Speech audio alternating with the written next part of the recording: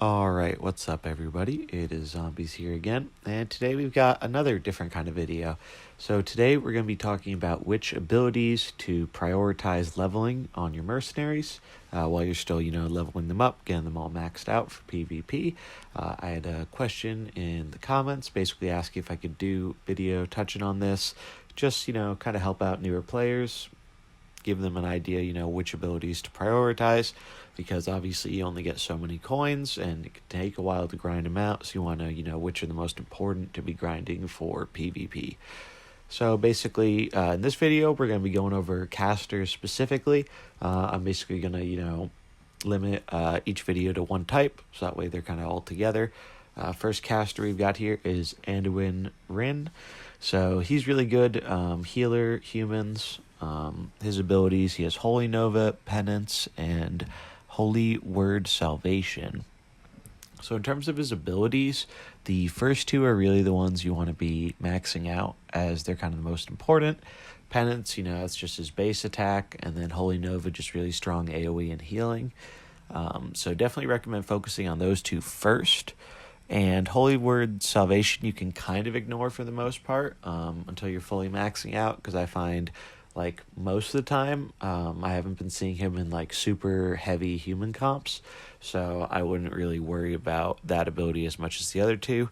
And then when it comes to his equipment, at least in my experience, the Robes of Rejuvenation seems to be the best ability for him. I think that is his not Robes of Rejuvenation. Ring of Purity is the best item. Basically what it does, whenever a friendly character is healed, you gain 5 health. This is really super huge because Anduin's kind of big thing is healing himself and healing other characters. So making sure he gets more in HP and survives is pretty big.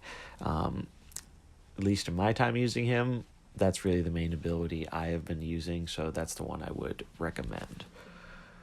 Then looking to our next caster here, we have Antonidas. So Antonidas moves, basically the one you want to prioritize the most is going to be Fireball, because at least in my experience using him, Fireball is the main attack you end up using in PvP.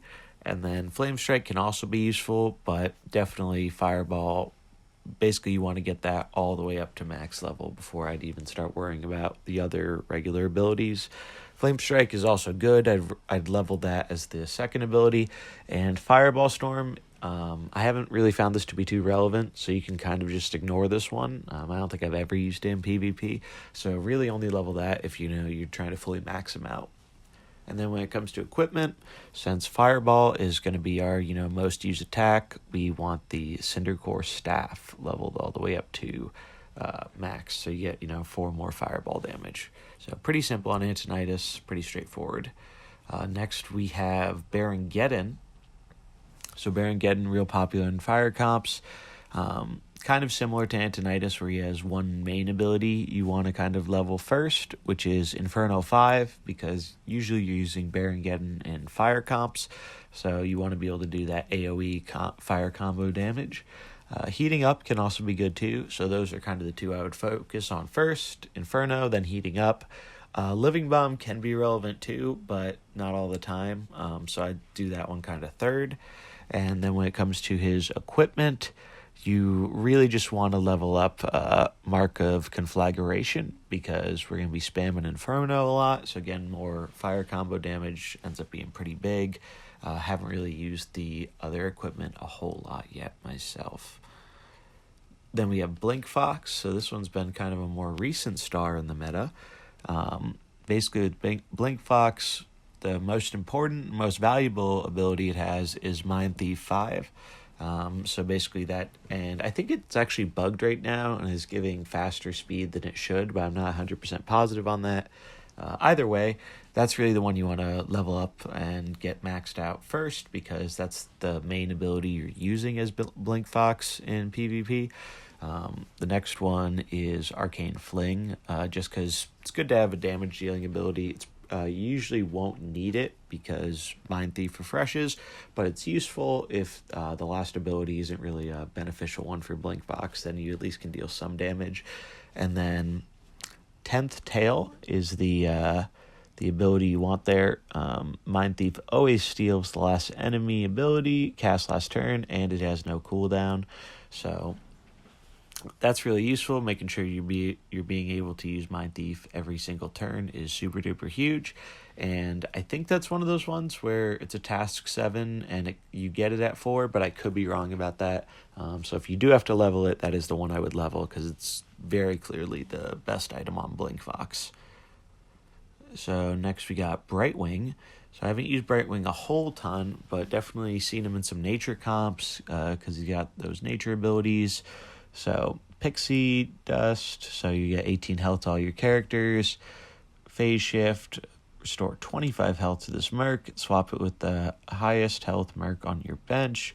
And then lastly, Fairy Breath, deal 10 damage, give a random friendly merc on your bench +3/+5. So I think the two biggest ones here are definitely Pixie Dust, I think is your most important one, because I've seen Brightwing used a lot for healing in nature comps and can be kind of annoying keeping all your dudes alive. And then Fairy Breath as well, just because, needs some way to deal some damage. I haven't seen Phase Shift be used a whole ton, so I'm not too sure how good or not it is. So I'll have to see on that one, but definitely recommend Pixie Dust and Fairy Breath first in terms of abilities. Then when it comes to equipment, honestly, all his equipment's pretty decent, but I think you probably want Pixie's Pouch just because, using Brightwing for healing a lot of the time, and that's really strong.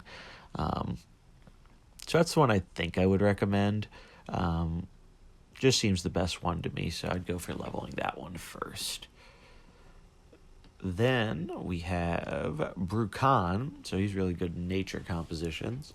So for him, the main ability you want to be leveling first is his Lightning Bolt, because that +3 nature damage is huge, and it can snowball really hard with the rest of your nature comp. Just really solid overall ability, so that's the one I would prioritize first. Then next, I'd probably go with Muddy Footing, just because speed control is really important, and, it's just good to have that all the way maxed out. And then lastly, Chain Lightning. It's just some good overall damage. Solid ability. All his abilities are good, but that's the order I'd just recommend doing the abilities in. And then when it comes to his equipment, I really do like Lightning Rod. Right, Lightning Rod's been really good just because it gives Chain Lightning additional repeats. That's felt really strong to me. But I think there's also merit in Crackling Band if you're just going all in on that Lightning Bolt nature damage. So I think they're both pretty viable depending on, what you want to do with your Bru'kan. I think I'm leaning towards Lightning Rod, but they're pretty close. And I just don't think adding 4 more slow is really that amazing compared to the other two abilities. So I definitely prioritize the Lightning Rod and Crackling Band first over Timberfrost Totem. Now, next we got another nature comp hero here. We have Guff, Rune Totem. So for Guff, his most important ability is going to be the middle one, Living Brambles. Basically, if you're using Guff, you're probably running a nature team. So you want to have that as high damage as possible. So when it repeats, you're dealing, double as high damage as possible. His other abilities are okay too, but I think you'd want Iron Bark because the taunt can be kind of relevant sometimes, protect some of your other weaker units.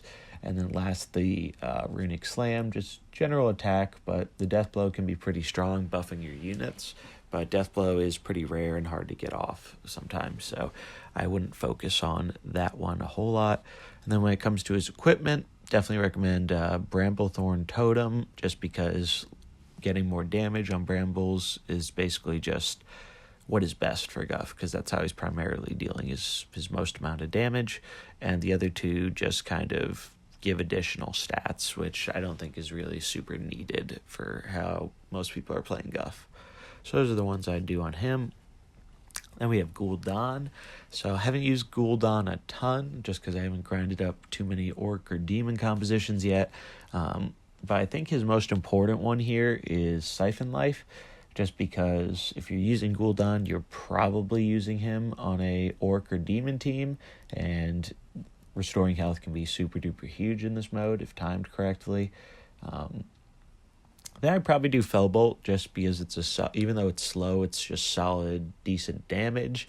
And lastly, Rain of Destruction for, I don't really know, I haven't seen any Fell comps, so I haven't really used this ability a whole ton, so that's the one I'd kind of prioritize last. And then for his equipment, I think Amulet of Souls is probably the best one, just because I think Siphon Life is his best ability. So getting that ability, basically dealing additional damage and restoring additional health seems really good to me. And then next we got Jaina. So Jaina has been seeing a lot of play recently, really solid unit. For her, I'd recommend doing ice flows as the number one priority. Just getting that max damage, because you want to be spamming that, buffing your frost damage, especially if you're running a Varden in your composition as well. Then next priority, probably be Water Elemental, just because it can be really helpful getting that taunt, which you can occasionally freeze too, which is really nice. Icicle, really don't use that a whole lot just because it's usually pretty rare characters get frozen. So that'd be the one I prioritize the least out of the abilities. And then when it comes to equipment, basically with Jaina, the main equipment you want is her task 7, which is Ice Block, and I believe Ice Block starts at level 4, so you can just, once you unlock it, you don't have to really deal with leveling it at all, which is very nice. So that's the one I recommend, just because being able to live an extra turn is like 10 times better than the other two abilities. And I'd really only level the other two if you're trying to max her out, basically.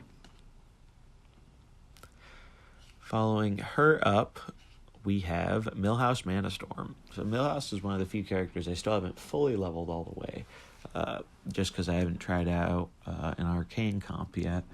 But he is very clearly revolving around arcane damage. So I think just like Jaina and just like Bru'kan, you really want to max out that arcane bolt ability, because that's buffing arcane damage, which presumably you're going to have a bunch of synergy with on your team. So definitely want to focus on that. And then also Arcane Explosion, just because it's a really solid AoE that scales with your arcane damage. So those are the two I'd prioritize. Greater Arcane Missiles is just, I think it's a little bit too random and not the best of an ability. Millhouse's other two abilities are really a lot better, so those are the ones you want to level first. Then when it comes to his equipment, it's kind of tough. I think the best one is probably Arcane Powder. Just getting more AoE damage seems really big. Mana Rod is nice. That gives way more arcane damage, but I really dislike the +1 cooldown. Maybe it won't feel as bad like actually playing it in the game, but just thinking about it now, I think I'd rather not have that ability not be usable every turn. So I think Arcane Powder is the way you want to go. And yeah, Leyline Wand just doesn't seem that great, even though it helps make your missiles a little less RNG. It just doesn't seem super strong. So I think Arcane Powder is the item you want to go for there. Then we have our first Murloc. So we have Morgl the Oracle. He's another unit that kind of is pretty good about healing and has some obvious Murloc synergy. So basically on him, I think the ones you really want are his Murloc Missile and Healing Wave. But Fishy Barrage is also, I think they're almost all equally important. It just depends how Murloc heavy your team comp is, because I haven't seen any Murloc comps out there yet. I have seen him being run in a nature comp though once or twice. But I think all his abilities are about because they're all pretty good. Obviously, Fishy Barrage, you can prioritize less if you're running him in nature, because you won't be having a lot of other Murlocs. So if you're looking to level him for nature, definitely do Healing Wave and Murloc Missile, because you want that damage and healing. And if you're doing a Murloc comp, maybe do it a little bit evenly between the three of them.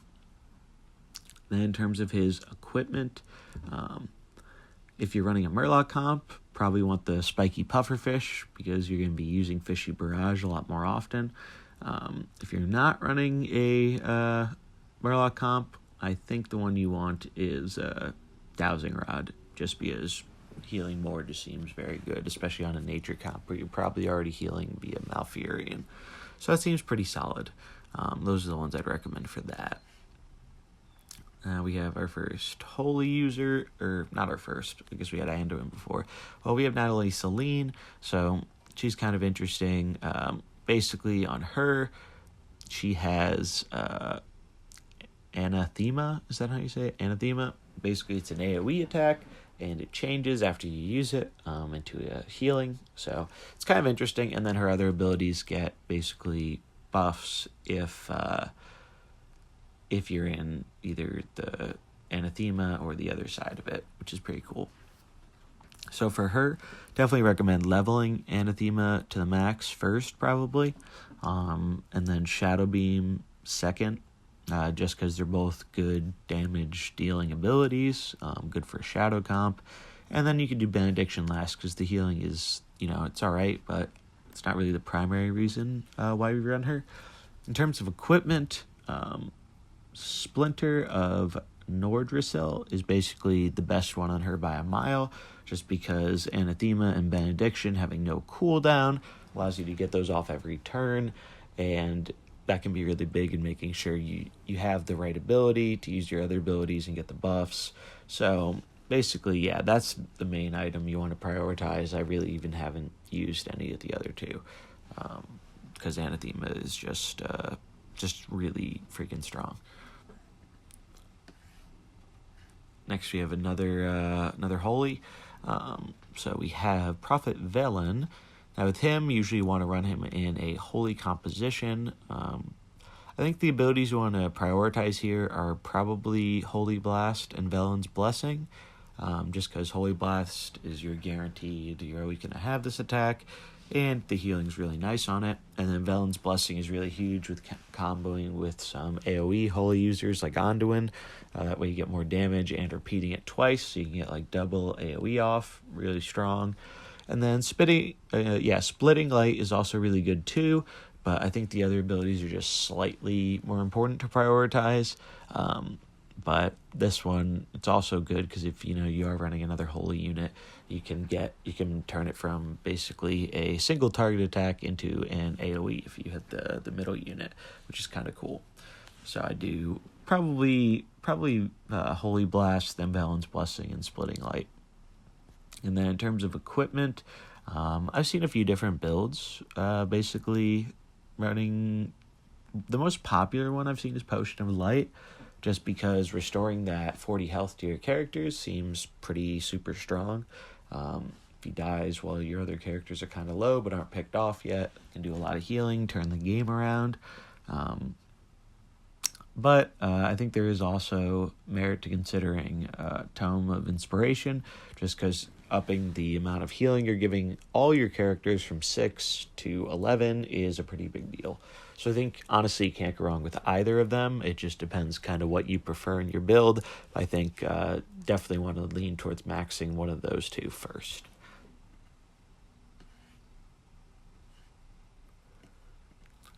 Now we have Tamsin Roame. So Tamsin, really popular in shadow compositions.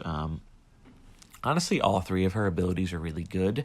If you're using her more independently, not in a shadow comp, you might not have to worry about leveling Veil of Shadows quite as much, but I think most of the time you are going to use her in a shadow comp, so you will. Basically, probably level her Shadow Bolt first, just because it's really solid damage dealing. Then if you're using Shadow Comp, probably Veil of Shadows, but you can do kind of Veil of Shadows and Void Consumer pretty evenly, because making the taunt is also pretty big at certain times in the game. So yeah, start off with Shadow Bolt, and then you can kind of do the other two evenly, as they're both pretty important.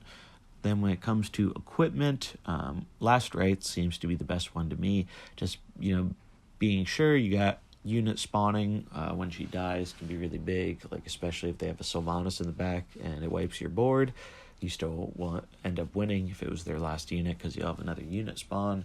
It's just been a really solid ability overall, so that's the one I'd recommend focusing on first. And we have Uther, so another holy user here. Avenging Wrath, honestly, I haven't found that to be super useful or necessary for me. The ones you really want to level here are Hammer of Justice and Blessing of Protection, just because that taunt is really huge, especially having that taunt on a caster. I think he's one of the only casters that can taunt, so that can be really clutch at times, as well as with the healing. And then Hammer of Justice, it's just good damage, good slow. So those two, I think they're both equally important, so try and max those two first. And I wouldn't even worry about Avenging Wrath at all until you're basically trying to max out Uther, because it's just not super duper useful. And I've really been liking, in terms of equipment, Libram of Sacrifice. Just that way, if Uther gets focused and dies first, getting that Divine Shield off can actually be super duper helpful sometimes. But I think it's also worth considering Lightbringer at times, just because the additional slow and more damage on his ability could be pretty strong. However, I have liked the Libram more, but whatever you pick, I'd focus on that one first. Then we have a really popular player in the meta here in Varden.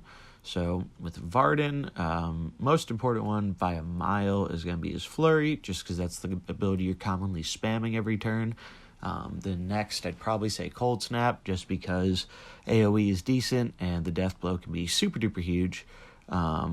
And then lastly, I'd probably do Ice Lance, just because it's kind of rare. The freeze is useful, but sometimes fringe case scenarios it is. And then his best equipment by a mile definitely is passive Death Rattle one that deals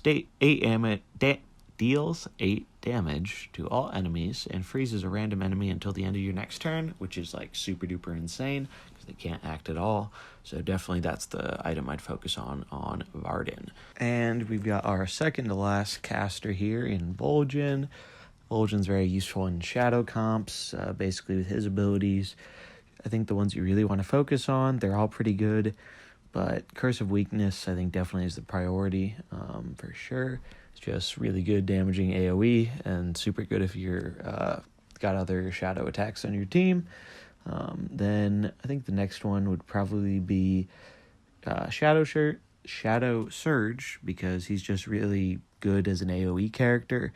And then lastly, focus on Shadow Shock, because mainly you usually are using Vol'jin as more AoE as opposed to like single target damage. And the equipment, Ring of Haste, just by far the best equipment. Getting passive +3 or 3 faster speed on your shadow abilities for all your characters is like insane. So by far best ability, definitely the one you want to have leveled up. And then that brings us to our last caster here, which is Xyrella. We saw a lot of her in the beginning of the game, Xyrella Samuro. Basically, with her, Binding Luminance, definitely the best ability, just because that minus attack and damage is really nice. Combo as well as Samuro, as well as some other units. Next ability you probably want to focus on is Flash Heal. Really don't use that super duper often, but sometimes the healing can be relevant. And lastly is Atonement. Really haven't used this like at all in PvP. Just seems a little bit too clunky, so I really wouldn't worry about leveling that one up too much unless you're really trying to max her out.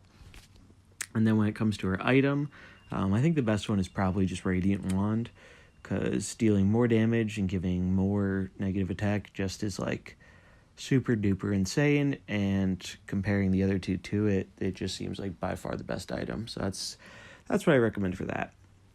So that's going to do it for our casters here. So hopefully that gives you an idea of, what you want to focus on for leveling in each of these casters. And I'll be bringing a video like this for fighters and protectors as well super soon. So if you enjoyed it, remember to like, comment, subscribe, and I'll see you next time. Peace.